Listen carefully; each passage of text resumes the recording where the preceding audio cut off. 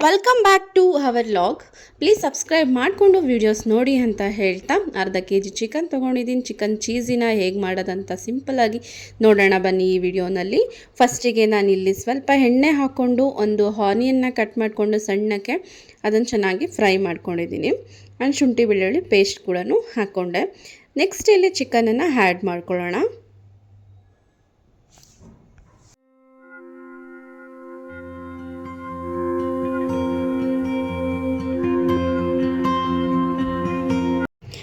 ಡೈರೆಕ್ಟಾಗಿ 1 ಗ್ಲಾಸಷ್ಟು ವಾಟರ್ನ ನಾನು ಹಾಕ್ಕೊಂಡಿದ್ದೀನಿ. ಸ್ವಲ್ಪ ಸಾಲ್ಟ್ ಕೂಡ ಎಷ್ಟು ಬೇಕಾಗುತ್ತೆ ಅದನ್ನು ನೋಡಿಕೊಂಡು ಹಾಕ್ಕೊಬೇಕಾಗತ್ತೆ.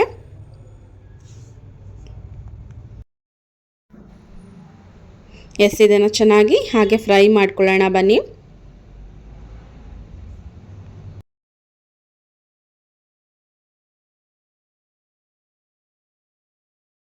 ಹಾಗೆ ಸ್ವಲ್ಪ ಯೆಲ್ಲೋ ಪೌಡರ್ನು ಕೂಡ ಆ್ಯಡ್ ಮಾಡ್ಕೊಂಡಿದ್ದೀನಿ.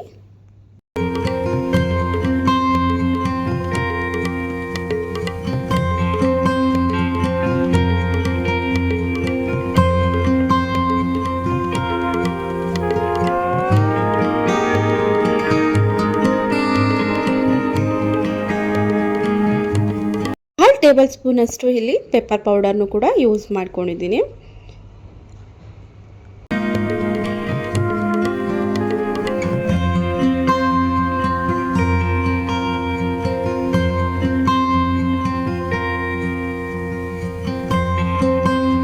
ನೆಕ್ಸ್ಟ್ ಮಸಾಲ ರುಬ್ಕೊಳ್ಳೋಕೆ ಏನೇನು ಬೇಕಂತ ನೋಡೋಣ. ಶುಂಠಿ ಬೆಳ್ಳುಳ್ಳಿ ಆ್ಯಂಡ್ ಈರುಳ್ಳಿ ಆ್ಯಂಡ್ ಸ್ವಲ್ಪ ಕಾಯಿ ಆ್ಯಂಡ್ ಚಕ್ಕೆ ಲವಂಗ, ಒಂದು ಸ್ವಲ್ಪ ಟೊಮೊಟೊ, ಇದಿಷ್ಟನ್ನು ಮಾತ್ರ ನಾವು ರುಬ್ಕೊಂಡು ಬರೋಣ. ತುಂಬ ಕಡಿಮೆ ಐಟಮ್ ಅಲ್ವಾ. ನೆಕ್ಸ್ಟ್ ನೋಡಿ, ಇದು ಕಂಪ್ಲೀಟಾಗಿ ಫ್ರೈ ಆಗಿದೆ.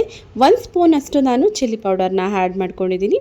ಆ್ಯಂಡ್ 1 ಸ್ಪೂನ್, ಅರ್ಧ ಸ್ಪೂನಷ್ಟು ಧನಿಯಾ ಪೌಡರ್ನ ಯೂಸ್ ಮಾಡ್ಕೊಳ್ಳಿ. ಅದಕ್ಕಿಂತ ಕಮ್ಮಿಯಷ್ಟು ಯೂಸ್ ಮಾಡ್ಕೊಬೇಕಾಗತ್ತೆ. ಇದನ್ನು ಚೆನ್ನಾಗಿ ಹಾಗೆ ಫ್ರೈ ಮಾಡ್ಕೊಳ್ಳೋಣ. ನೆಕ್ಸ್ಟು ಮಸಾಲೆನ ರುಬ್ಬಿರುವಂಥ ಮಸಾಲೆನ ಆ್ಯಡ್ ಮಾಡಿಕೊಂಡು ಚೆನ್ನಾಗಿ ಫ್ರೈ ಮಾಡ್ಕೊಬೇಕಾಗತ್ತೆ.